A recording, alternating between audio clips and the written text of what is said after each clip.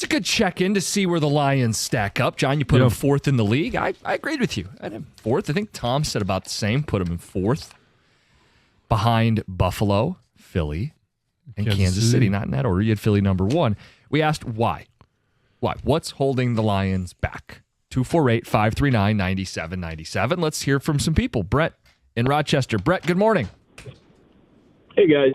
I don't know much.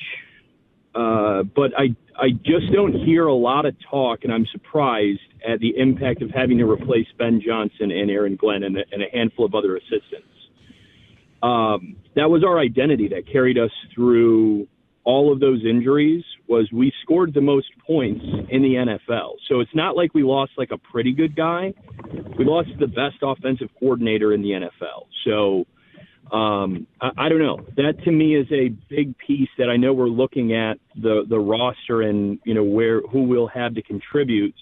But to me, that's where my eyes go at first. And the biggest question mark for me is, who do we have now to replace him? What's our offense and defense going to look like? Brett, I don't disagree with you. I think that there's going to be an adjustment period with John Morton now calling the plays offensively, and obviously Calvin Shepard defensively.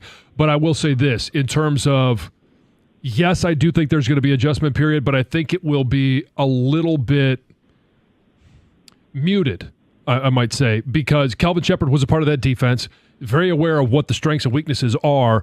Now, does he have the skill, the ability to be calling those defenses? That's going to be the big question. But I think in terms of familiarity with the guys, and then offensively, John Morton was here a couple of years ago. But let me ask you this question. Do you think this is more Dan Campbell's offense, that Ben Johnson was operating within those parameters?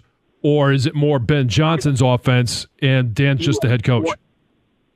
I hope you're right. I hope the first, right? Like, that's best case scenario. So to me, I love Dan Campbell. I love what we did. I would love nothing more than to just in Chicago and we continue to roll in that muted period you're talking about. All of those things are best case scenarios, and they're very possible.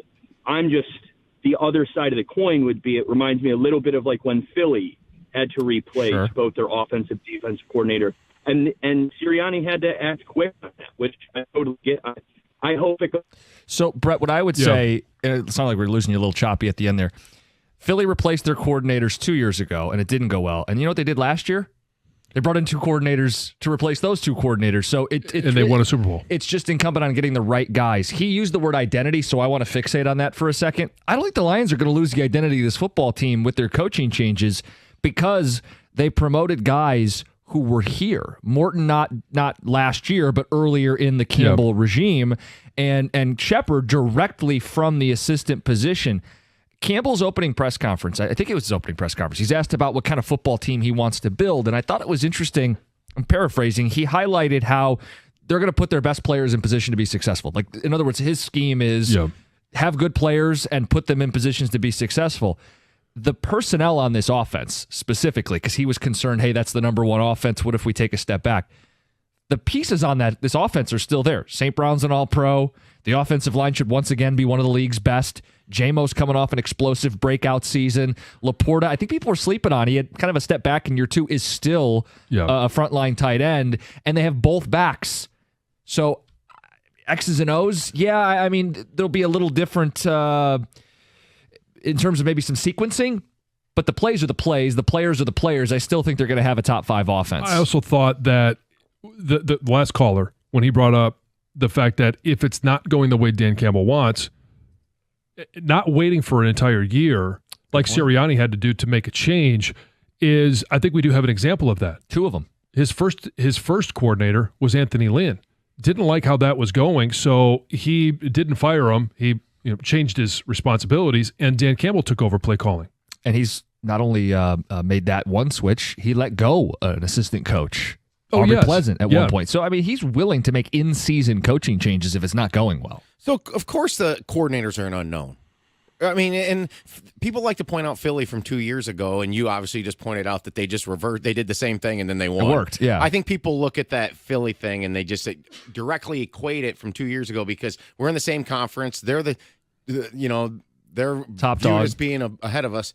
But I think the coordinator is going to matter. I believe people are circling the loss of Ben Johnson, and that's going to be the bigger deal. And I completely disagree with it. And it's not the loss of Glenn, but it's the guy stepping in his shoes. And we did this when the Super Bowl was over. The recency history in the last 7-8 years in the NFL is a defensive coordinator with a super polished resume has either reached the Super Bowl or won the Super Bowl.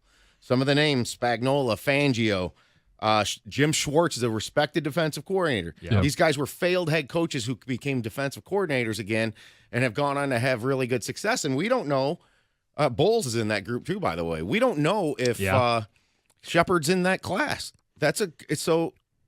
We're just going to have to wait and see. But to me, that Dan Campbell's hands are on the offense. I know I'm the one that gets criticism. I think the Ben Johnson effect is overrated. I do. I really do. Well, I think some of this goes twofold. You feel like you got a coach on offense in Dan, and you feel like you have the personnel. I think there are bigger questions on both levels on defense. I mean, the personnel. You talk about Terry Arnold in year 2. Hey, I'm fingers crossed, but that's a question. You talk about, hey, I got one flamethrower on one side of the line of scrimmage. Fingers crossed that Marcus Davenport can stay healthy. Like, it's two things. It's the unknown of, hey, I don't have a Fangio or a Spagnuolo. I also don't know that my personnel on defense, I know, is not on the same level as my offense. Yeah, and I mean, you're going to have players offensively, and I'll go back to what Tom was talking about in regards to people want to make that connection with the Eagles had. So if they're going to make that connection, then does that guarantee that we're Super Bowl champs within 2 years? Right. So you got to go down that whole list of what the Eagles did, where they ended up, and maybe there is pain for a year, and they don't have as many wins. They were still a playoff team, and I expect that Dan Campbell will make those in-season changes if it's necessary. And again, that's a big if. We used to be talking about big ifs if this individual plays way above their head. Right. Now we're just simply talking about the players are there, the talent is there.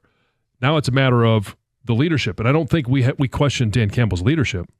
No. Texter says the Lions beefed up their front. You just don't care because they did it more on the interior. I said in comparison to Buffalo. So Detroit added a defensive tackle who we liked, Tyleik Williams, in the first. You want to go through what Buffalo did again? Joey Bosa in free agency. I must have missed that move for the Lions. And then was it 3 defensive linemen for Buffalo in their first 4 picks? We didn't see that level of investment in the D-line from Brad Holmes the way that they saw in Buffalo. Yeah. The second, third, and fourth is what they... Yeah, but we're comparing these two. So if you got Buffalo a slot ahead and they're going 3 of 4 on the D-line plus Joey Bosa, I mean, we know, hey, that's how you wreck games. That's a Super Bowl contemporary, a contender that said, we're going to make sure we address it and address it thoroughly. I think there's still a concern that the Lions haven't addressed it thoroughly. There also needs to be a measure of, okay, these are second, third, and fourth round picks that Buffalo added. I don't think anybody's going to look at Deion Walker from Kentucky as pick 109 as the secret to Buffalo's success. No, you could argue depth pieces. The teams 1 through 4 in your power surge, none of them made a big splash this free agency, right? Correct. Chiefs didn't. Eagles didn't. Bills didn't. No. Lions didn't. Right. None of them made a big splash. So you got work to do to climb this ladder, but you're in the thick of it. Mm-hmm. All right, 9 o'clock hour right around the corner. JB Bickerstaff, how does he not win Coach of the Year? This has become a theme. We'll do it at 9:35. Scott Harris question next, 97.1.